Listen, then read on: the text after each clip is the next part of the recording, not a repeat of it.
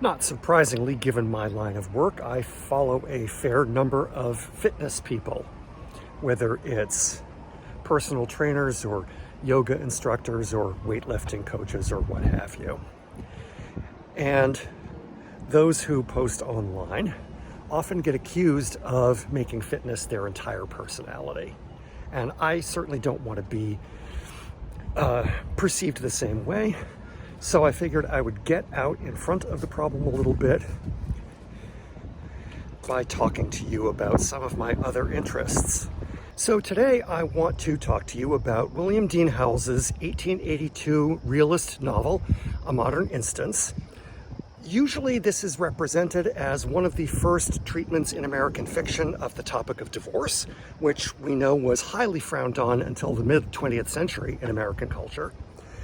But under the surface, what it also reveals is the way that American culture was picking up on the rhetoric of Darwinism, or more accurately, social Darwinism, or misunderstood Darwinism, as a way of portraying not only racial difference, but even class differences, such that even lower middle class white people could be described as less evolved if they didn't observe the social norms that were presumed to be appropriate for truly evolved people.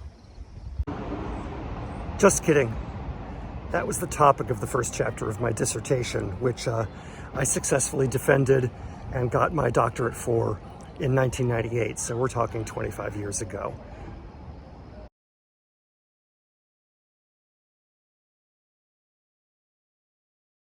But this idea that if you talk about what you're doing for fitness, you have nothing else on your mind.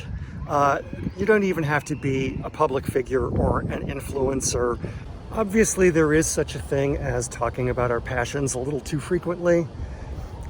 Obviously, other people have the right to tune out if they're not interested in what we have to say. But even if you just get serious about going to the gym or going for a run or going for a swim a little too often, a certain number of people in your life will begin treating you like some stereotypical dumb jock who has nothing else on your mind.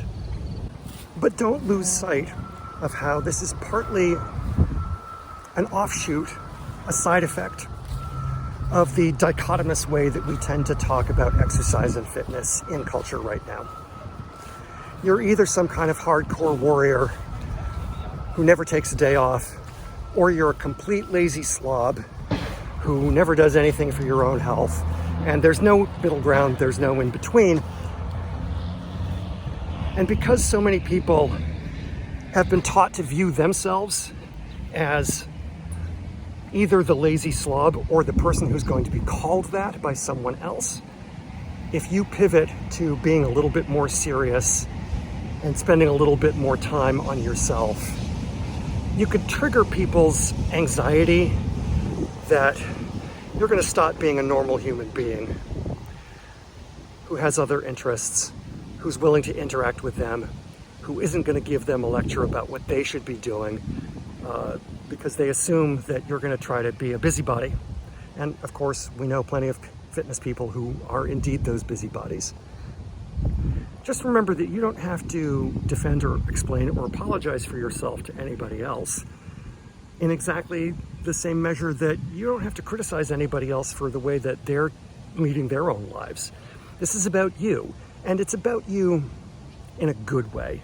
It's about you in the sense that if you stay relatively healthy, by whatever means work for you, and that could mean you don't need to work out because you're prioritizing other things, but as long as you're doing what you need to do for yourself, you're able to show up for other people. Maybe not 100% of the time because you're kind of tired from being at the gym, but you could still show up. So go ahead and make your exercise or your fitness passion, if you have one, as much of your personality as you need to. Hey, look, a lot of us go through a romance phase where our gym stuff is the only thing we really do want to talk about for a while because we're reinforcing our own commitment, our own habits. And yeah, that's an adjustment for other people around us, and they don't have to enjoy it, and they can tell us so. But Don't worry that it's your entire personality. You usually have something else going on. You're just not talking about those other things as much. Sure, you could talk about things that everybody can identify with, but what's that? Breathing? Drinking water? Take it from the dumb jock with an undergraduate degree in physics and a doctorate in English Lit. It's okay to get a little obsessed. It's even okay to bore other people, although you should, observe as many social graces as you're capable of.